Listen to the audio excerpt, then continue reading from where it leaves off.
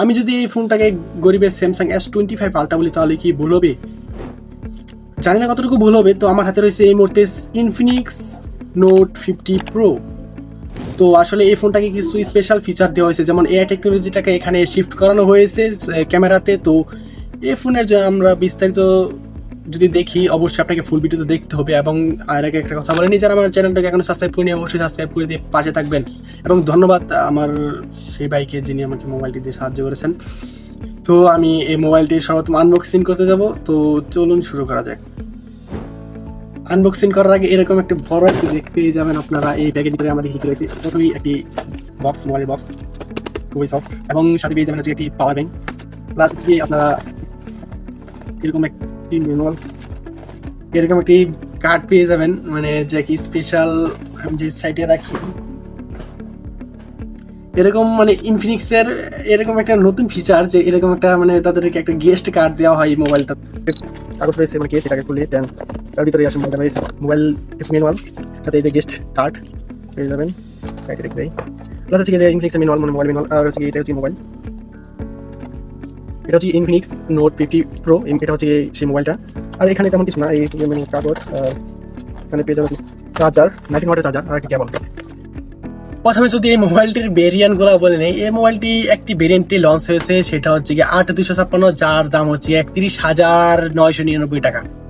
আর এই মোবাইলটিতে কিছু মানে স্পেশাল ফিচার দেওয়া হয়েছে, যদিও এই যে দেখেন যে স্ক্রিনের, যদি দেখা যাচ্ছে না, স্ক্রিনের উপর এই লক ফিঙ্গারপ্রিন্ট, এটা খুবই অনেক ভালো হয়েছে, এই মানে অনেক সুবিধা হয়েছে। আর আরো ফিচার দিক দিয়ে বলতে গেলে এখানে আপনি খুব ভালো গেমিং করতে পারবেন, মানে কি বলবো, খুব ভালো গেমিং করতে পারবেন। আর এই ফোনটাতে কিছু এআই টেকনোলজি যোগ করা হয়েছে, যাতে আপনার মানে যারা ফটোগ্রাফার রয়েছে কিংবা স্ট্রিমার মানে স্ট্রিমিং করেন তাদের জন্য বেস্ট হবে এই চয়েসটা। এই ফোনটা খুব ভালো ছবি তুলতে পারবেন। অনেক মানে এআই ফিচার দেওয়া হয়েছে যাতে ছবিগুলোতে আরো মানে অ্যাট্রাক্ট করা যায়, এমন কিছু ফিচার এখানে দেওয়া হয়েছে। যদি আমরা এর প্রথমে প্রসেসরে আসি, তাহলে এখানে আপনি খুব ভালো এবং একটি বড় একটি প্রসেসর পেয়ে যাবেন, সেটা হচ্ছে গিয়ে মিডিয়াটেক হিলিও G100 আলটিমেট। এর আর্কিটেকচার হচ্ছে 64 বিট 6 ন্যানোমিটার। এখন যদি অনেকে বলতে পারেন যে ভাই আসলে মিডিয়াটেক হিলিও G81 আর মিডিয়াটেক হিলিও G81 আলটিমেটের মাঝে তেমন কোনো পার্থক্য নেই। হ্যাঁ, তেমন কোনো পার্থক্য নেই। আপনি এটাও বলতে পারেন যে মিডিয়াটেক হিলিও G81 আমরা 19K কিংবা 20K প্রাইসের মধ্যে আমরা পেয়ে যাই। হ্যাঁ, আমি কিছুটা এখানে এই প্রসেসর সেকশনে মানে কিছুটা পিছাই রাখবো, তেমন পিছানো কোনো প্রশ্ন এখানে নাই, যদিও যুক্তিসম্মত না। কেননা এখানে না বলার অবশ্যই একটা কারণ আছে, কারণ আমরা এই ফোনের যে আরো দিক বিবেচনা করি তাহলে এখানে তেমন কোনো প্রভাব ফেলার কথা না। তবুও আমি বলে দেই আপনাদের জানার সুবিধার্থে, এই ফোনটাতে যদি স্ন্যাপড্রাগন 7 Gen 1 দিতে পারতো তাহলে আমি মনে করতাম better, one of the better mobile মানে চয়েস হবে এই ইনফিনিক্স নোট 30 প্রো। আর এখানে আমরা যে ডিসপ্লেতে আসি, হচ্ছে এটা হচ্ছে কি ডিসপ্লে AMOLED। এর ডিসপ্লে পিক্সেল হচ্ছে 399 ppi, এবং প্লাস এখানে আপনি খুব বড় ব্রাইটনেস পেয়ে যাচ্ছেন 1300 নিটস, যা ইনডোর এবং আউটডোরে আমি আশা করি কোনো সমস্যা হবার কথা না। আর এখানে আপনি খুব বড় রিফ্রেশ রেট পেয়ে যাচ্ছেন 120 হার্টজ, যা গেমিং এর জন্য খুব ভালো। আমরা এখানে খুব ভালো PUBG এবং প্লাস হচ্ছে কি ফ্রি ফায়ার গেম রান করতেছিলাম, আলট্রা দিয়ে রান করতেছিলাম প্রায় 3-4 ঘন্টা। খেলার পর একটু ফ্রেম ডট দিয়েছে, তো এটা মানিয়ে নেওয়ার মতো, তেমন ফ্রেম ডট দেয় নাই, তবুও ল্যাগ টেক তেমন আশা দেখি নাই।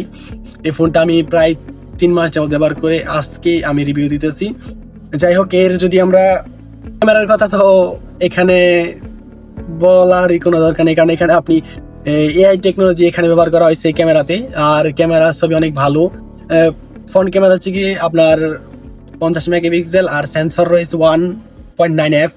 আর এখানে আপনি এআই টেকনোলজি তো অবশ্যই পাচ্ছেন, প্লাস হচ্ছে কি আপনার সেলফি ক্যামেরা হচ্ছে 32 মেগাপিক্সেল, আর ইমেজ রেজলিউশন হচ্ছে 8150 × 6150।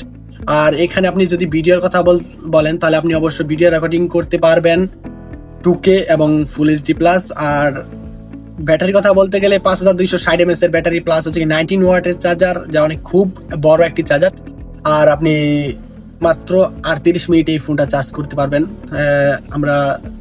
আমাদের ফুল চার্জ করতে অবশ্যই একটু বেশি লাগছে, 39 মিনিট 46 সেকেন্ড অবশ্য চার্জ করতে ফোনটা সময় নিয়েছিল। তবু আশেপাশে আর কি দেখলাম মোটামুটি খারাপ না, ভালোই।